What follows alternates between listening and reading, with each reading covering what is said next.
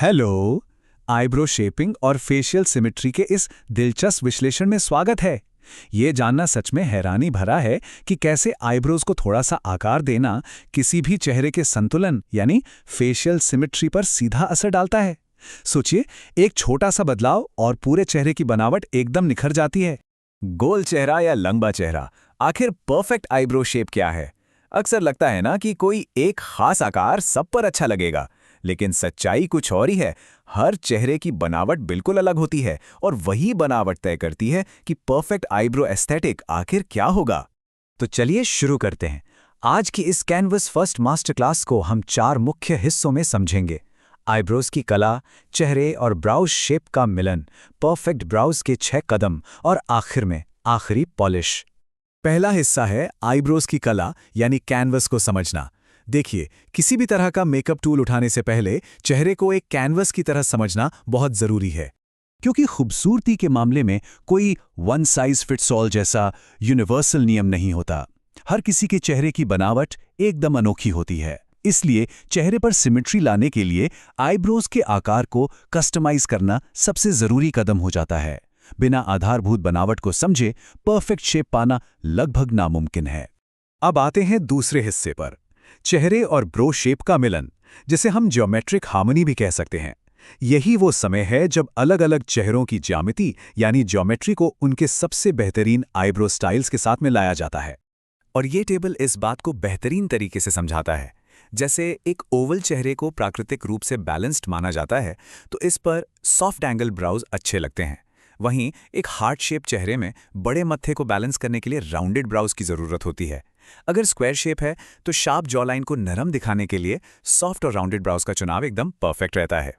इन 2 बिल्कुल विपरीत face shapes को ही ले लीजिए। गोल चेहरे को थोड़ा लंबा दिखाने के लिए हाई आर्च की जरूरत पड़ती है।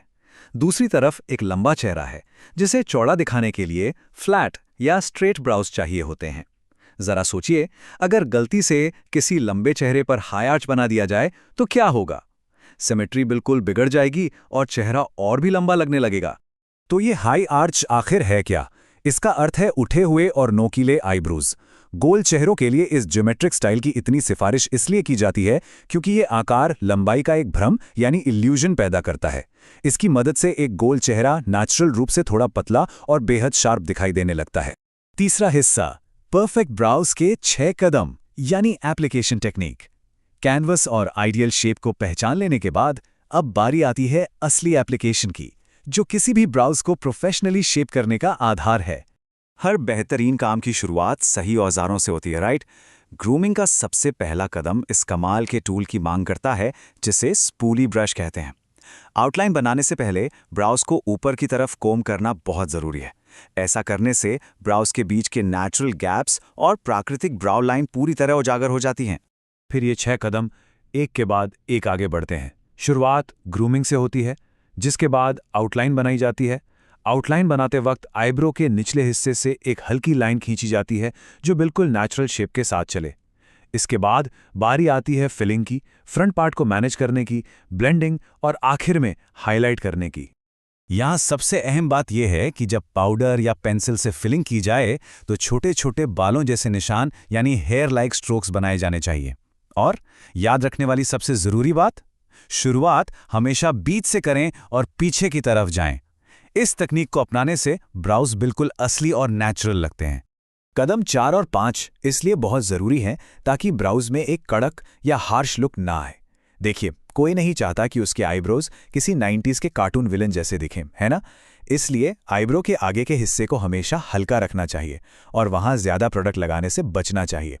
फिर स्पूली ब्रश से उस कलर को अच्छी तरह ब्लेंड करना बिल्कुल ना भूलें, ताकि लुक एकदम साफ और नेचुरल नजर आए। अब आते हैं इस विश्लेषण के आखिरी हिस्से पर, आखिरी पॉलिश, जिसे ब्राउज को लिफ्ट करना भी कहते हैं।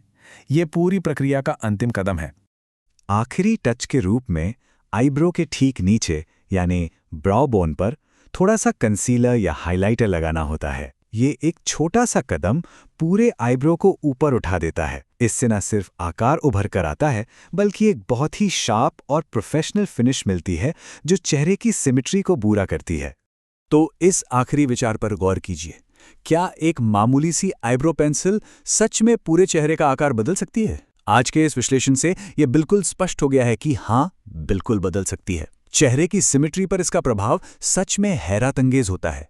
जब कैनवस और उसकी ज्योमेट्री का सही मिलान होता है तो ये छोटे छोटे बदलाव ही असल खूबसूरती का रहस्य बन जाते हैं। है ना कमाल की बात?